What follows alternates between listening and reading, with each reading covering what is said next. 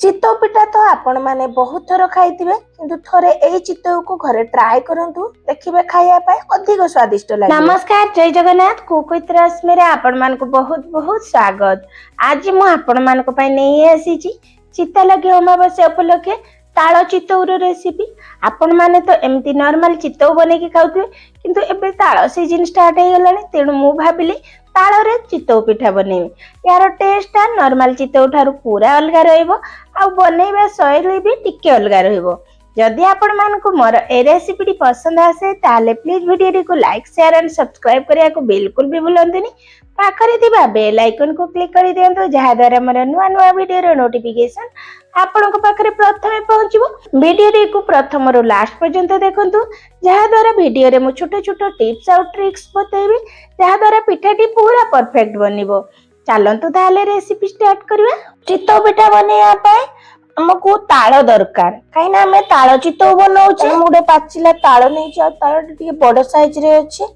देखंतु ताळ को प्रथमे तार एमती ऊपर साइड रे एमती तार गोटे केप टाइप रे माने दांठी साइड रे एमती थाए ताको बाहर कर सल्ला परे बडी धोई कि नै छी ताळ। तापरे हमें तार तीनोटी मंजी को अलगा करि दबा आ यार चुप्पा प्रथमे छडी दबा। जत्ते बेले ताळ नौजन टिके बड़ साइज रे ताळ नेबे आ टिके भलो भाबे पाचिले ताळ ए भलिया पूरा हळदिया माने पूरा गाढ़ा हळदिया टाइप रे बाहरिबो जहा कि बहुत एथिरे बहुत मंड बाहर थाए बा यार रस बाहर थाए। एबे ताळर पाको एडी मु बाहर करी नै छी। देखंतु आ ताळ केते भलो भाबरे पाची जाय छी। ए भलिया सब ताळर मंजी रु मु तार चुप्पा बाहर कर नेली। एबे एथिरे अल्प पानी देई प्रथमे याकू मंड बाहर करि नबा। आपण माने ए प्रोसेस को भी करि परिबे नले ताळर मंड बाहर करिया पई मु आ गुटे भी प्रोसेस कहूची जहा कि बहुत इजी होबो आ बहुत सहज रे हे जाय थाए। एमती हम पाखरे जो जाली वाले पाछिया थाए ना सेइथिरे हमें ताळर मंड को एई भलिया घसी घसी देले बहुत इजीली बाहरी जाए आ या पई बहुत अधिक पानी रो खर्च भी दरकार पड़ी न थाए। एई भलिया मते इजी लागिला बोली मु एई भलिया सब मंड को एठी बाहर कर नै छी। देखंतु एठी गुटे बड़ ताळरे केते गुडिया रस बा मंड बाहरी छी। देखंतु एबे हमें ए ताळर मंड को पानी रे गैस रे फुटेई नबा। तेनु गैस रे मु एठी देखंतु गोटे बड़ जगह नै छी सेथिरे हमें ताळर मंड को देई देबा आ गैस रे फ्लेम को हाई करी याको प्रथमे फुटा आसिया पई छाडीबा।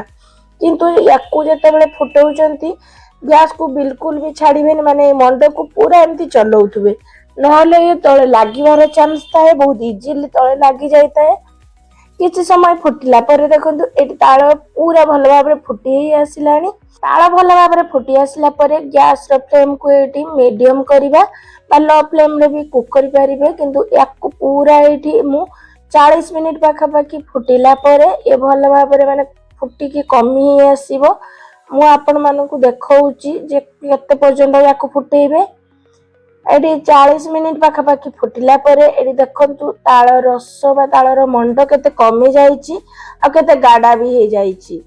एई भलिया हे गला परे गैस रो फ्लेम को एडी मु बंद कर देउची आ हम याको ठंडा हबा पई छाडी दबा।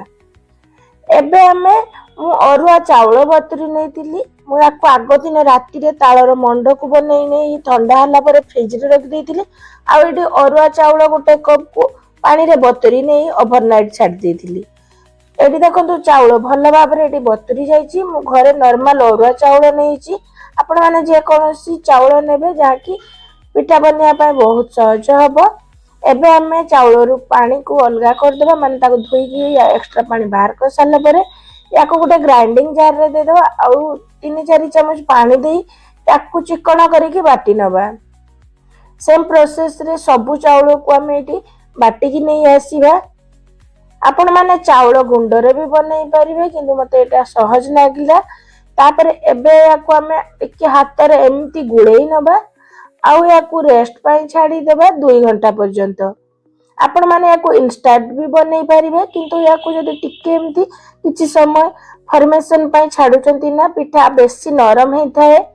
एबे देखंतु मोडी 2 रु 3 घंटा एटी छाडी देला परे एटा आपण मानको देखौची केते गाडा हे जाई छी। आउरी देखंतु पूरा बसी जाई छी। देखंतु मु जते बाटी थिली केते पतला थिला एबे केते गाडा हे जाई छी। एबे आमे पिठा बनेଇବା प्रस्तुत करवा।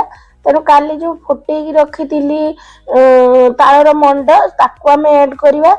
ये जो बड़ डंकी चामच थाए से प्रथम देखु मु 2.5 चामच पाखापाखि देइछि। आपण माने 2.5 रु 3 चामच भी दे परिबे। ता सहित मु फाळे नडिया कुरा देइछि, टिके बड़ नडिया को फाळे देइछि। आउ स्वाद अनुसार ये लुण दे या गुड़े नवा। ये कही रखुची तालर मंड बा तालर जो जूस जदि बेसी मीठा है नहीं, जदि मीठा अच्छी ताले दबा दरकार नहीं। जदि ताल मीठा अच्छी मीठा नहीं ताले कम मीठा अच्छी ताने 2 रु 3 चामच पानी या चीनी ऐड करि परिबे। तापरे हमें या भल भाव गुड़े नवा। एबे पिठा बनेबा। चितौ पिठा बनेबा पाए मु एटी गुटे मोटा एल्युमिनियम कढ़ाई नेछि। सेतरे 2-3 ड्रॉप तेल दे टिके चारियार लगे लेली। आ गैस रो फ्लेम को प्रथम हाई करवा। आउ एटी 2 डंकी पाखापाखि दे देबा जो बैटर माने हम पिठा बनेबा पई जो मंड बनेइछे ताकू देला पर एमती उडे ढांकुणी दे देबा। आउ या को ऊपर उडे उद्दा कपड़ा को हल्का हाथ रे चुपुड़ी एमिति दे देबा। मु 2 दिन आगरु एमती चितौ पिठा बनेबार प्रोसेस बतैथिली। सेम प्रोसेस रे हम चितौ पिठा को ए भलिया बनै नबा। तापरे कपड़ा को ए भलिया चारियाडे देइति सरला परे या को 5 रु 6 मिनिट पर्यंत एमती कुक होबा पई छाडी देबा। प्रथमे तो हाई फ्लेम करथिली 1-2 मिनिट, तापरे मु एटी मीडियम फ्लेम कर देइछि। एबे देखंतु 5-6 मिनिट परे कवर बा प्रथमे कपड़ा बाहर करिया, तापरे हमें प्लेट को बाहर कर सारला परे बा कवर को बाहर कर सारला परे पिठा को बाहर करिया। पिठा केते इजीली बाहरी होला। सेम प्रोसेस रे हम सब को माने पिठा को बनै नबा। एटी देखंतु पिठा को मु केते इजीली बनै नेली। या पूर्व भी मु आपण मानकु चितौ पिठार वीडियो अपलोड 2 दिन आगु करथिली। आपण माने देखि जंती ना नाही, जदि देखि नांती ताले चैनल रे अपलोड अछि, आपण माने देखि परिबे चितौ पिठार बनैबा शैली केमिति आ केते नरम ही बनैतिला। आपण माने निश्चित देखंतु। एबे गोटे गोटे करी सब ताळ चितौ रेडी हे गलानी। आउ तार पछपट रे देखंतु हल्का टिकी माने कलर चेंज हिची, माने हल्का लाल कलर आसीची। आ ऊपर तो पूरा एते सुंदर देखा जाउची ना, माने मते बनैला बेले भी खाया पाए बहुत इच्छा हेतिला। आ देखंतु पिठा भी केते नरम हेची। आपण माने थरे एई भलिया ताळर चितौ पिठा निश्चित बनांतु। आगो को आसुतिबा चिता लागे अमावस्या उपलक्षे आपण माने एमिति ताळ चितौ निश्चित बनांतु। खाया पाए अधिक स्वादिष्ट लागिवो। आपण माने तो ताळरे बहुत सारा आइटम बनैथिबे, थरे एई प्रोसेस रे एमिति चितौ पिठा निश्चित बनांतु। केमिति लागिला प्लीज कमेंट माध्यम रे निहाती जणैबे। आशा करूची आजिर मोर ए रेसिपीटी आपण मानकु बहुत पसंद आसीथिबो। रहूची नमस्कार, जय जगन्नाथ।